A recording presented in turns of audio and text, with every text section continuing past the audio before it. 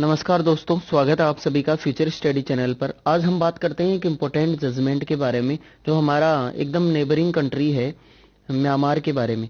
Myanmar में देखो, आपने सुना होगा तख्ता पलट हुआ था फरवरी के समथिंग।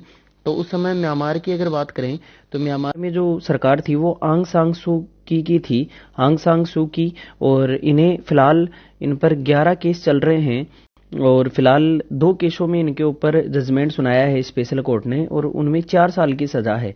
तो ये special court in Myanmar capital found the country's outside leader Aung San Suu Kyi guilty of incitement and violating coronavirus restrictions, sentencing her to 4 years in prison.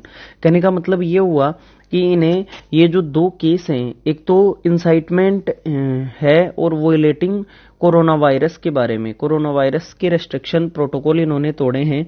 इस चक्कर में इन्हें 4 साल की सजा सुनाई गई है। The judgement is the first in a series of cases against the National League for democracy.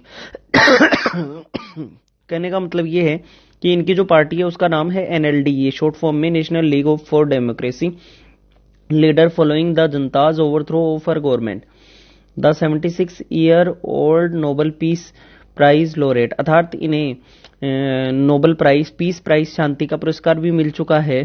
तो ऐसा लगता नहीं है दुनिया को कि इनके ऊपर ये चार्जेस नॉर्मली हैं। बाकी ये लग रहा है कि आर्मी द्वारा सैंक्शन किए जा रहे हैं, लगाए जा रहे हैं। तो टोटल 11 चार्जेस है इनके ऊपर, 11, और मैक्सिमम उन पर जब देखा जाए इम्प्रिजनमेंट तो 102 years अर्थात 102 साल की इम्प्रिजनमेंट हो सकती है। तो यहाँ इनके समर्थन में जो म्यांमार के कैंडिडेट हैं जो डेमोक्रेसी चाहते हैं, उन्होंने खूब प्रोटेस्ट भी किया है और लगातार कर भी रहे हैं। Fight for democracy, stand with Myanmar, youth against Myanmar coup, ठीक है, इस प्रकार से ये चला रहे हैं। ये आपको दिख रहा होगा, वी डोंट एक्सेप्ट मिलिट्री कोप, क्योंकि मिलिट्री के थ्रू इनके ऊपर ज्यादतियां की जा रही हैं, ऐसा सुना जाता है, सुनने में कहा जाता है कि मिलिट्री डेमोक्रेसी के हिसाब से इन्हें जीवन नहीं जीने दे रही। क्योंकि डेमोक्रेसी के अंदर तो विरोध करने का अधिकार होता है, आंदोलन करने का अधिकार होता है, लेकिन यहाँ जो भी आंदोलन कर रहा है उस आंदोलन को दबा दिया जाता है। ये देखिए हमारे पीएम मोदी जी के साथ आंग सांग सू की फोटोएं, और जब ये सत्ता में थी तब इनकी फोटोएं, लेकिन रोहिंग्या इश्यू के बाद में इनकी थोड़ी सी छवि धूमिल हुई थी। जो रोहिंग्या मुसलमान थे वो दौड़ के फिर इधर अपने इंडिया साइड में आए, इनकी स्थिति ने, इनको मारा गया वहां पे, तो उस हिसाब से। लेकिन फिर इन्होंने खुद जो संयुक्त राष्ट्र संघ है वहां जाके और अपील की थी, वहां बात बताई थी अपनी।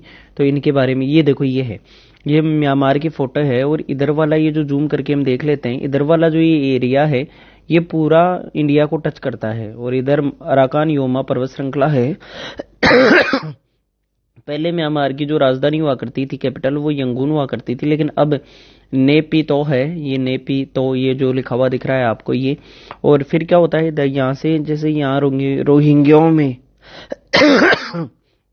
जो रोहिंग्याओं पर आक्रमण हुए, तो ये दौड़कर और बचने के लिए अर्थात रिफ्यूजी के रूप में इधर अपने मिजोरम में इधर भागते हैं। तो मिजोरम में बहुत सारे ऐसे इश्यूज देखने को मिलते हैं। हमारी नॉर्थ ईस्ट इंसर्जेंसी में म्यांमार का रोल बहुत इंपॉर्टेंट है। यहाँ पीस होना बहुत जरूरी है। अगर यहाँ पीस होगी तभी हमारे नॉर्थ ईस्ट इंसर्जेंसी जो होती है उसमें शांति आएगी और नॉर्थ ईस्ट स्टेट जो हैं वो एकदम पीसफुली रह पाएंगे।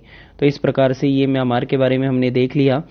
तो इसके आगे अगर देखें तो Suu Kyi is being tried to in several other और भी केस उन पर बताए गए हैं, करप्शन चार्जेस बताए गए हैं, एक्सेप्टेंस ऑफ ब्राइब्स मतलब घूसखोरी बताई गई है, पैसा लेना, करप्शन के बारे में, अब्यूजिंग हर पावर को गलत यूज करना, प्रॉपर्टी डील्स, ठीक है, इस चक्कर में। और another cases over the alleged use of unlicensed walkie talkies bye her security guards, ठीक है। मतलब ऐसा लग रहा है कि जैसे हर प्रकार थोड़ी तबीयत डाउन होने के कारण माफी चाहते हैं दोस्तों। तो ऐसा लग रहा है कि इन पर ऐसे हर प्रकार के आरोप थोपे जा रहे हैं। She is also being tried for violating the official secrets act along with jailed Australian economist Sean Turnell. तो इस प्रकार से ये both counts of breaching COVID protocols, देखो कोविड प्रोटोकॉल्स के लिए उन्हें अभी सजा सुनाई गई है। लेकिन जब इलेक्शन कैंपेन था तो बहुत अच्छे बहुमत से उनकी पार्टी जीती थी। देखो ये कह रखा है कि वेव्ड किया था उन्होंने सपोर्टर्स को व्हीकल में बैठ के, लेकिन वाइल वियरिंग ए मास्क, उन्होंने मास्क भी पहन रखा था एंड फेस शील्ड भी पहन रखा था, अकॉर्डिंग न्यूयॉर्क टाइम्स। ठीक है, judgement is the second charge is reserved for December 14 को सेकंड चार्ज का जजमेंट आएगा। केवल ये तो कोविड वाला ही 4 साल का है। इन विच शू की फेसेज अप टू 3 years इन प्रिजनमेंट। ये देखो ये उनकी एनएलडी पार्टी थी, 135 सीटें इन्होंने जीती थी, ये उनकी एनएलडी पार्टी थी और 135 सीटें उन्होंने जीती थी। ये दूसरी पार्टी 11 सीटों के साथ हार में थी। तो कहीं ना कहीं ऐसा लग रहा है कि मिलिट्री क्या कर रही है वो चीज़ें हैं। तो ये मैं इन्हें इम्प्रिजनमेंट के बारे में बताया जा रहा है। तो ये सारी चीज़ें हैं। तो ये हमने जाना म्यांमार के बारे में और आंग सान सू की के बारे में। तो वहाँ म्यांमार में पीस होना बहुत ज़रूरी है दोस्तों, और नो आईबी के लिए तो ये बहुत इंपॉर्टेंट हो जाता है कि यहाँ बहुत सारे पॉइंट बनाए जा सकते हैं। यूपीएससी के लिए इंपॉर्टेंट हो जाता है कि भारत की इंटरनल सिक्योरिटी, एक्सटर्नल सिक्योरिटी, ये सारी चीज़ें यहाँ हम पॉइंट बना सकते हैं। ठीक है, धन्यवाद दोस्तों। चैनल को लाइक, सब्सक्राइब और वीडियो को लाइक ज़रूर करें, शेयर करें। धन्यवाद।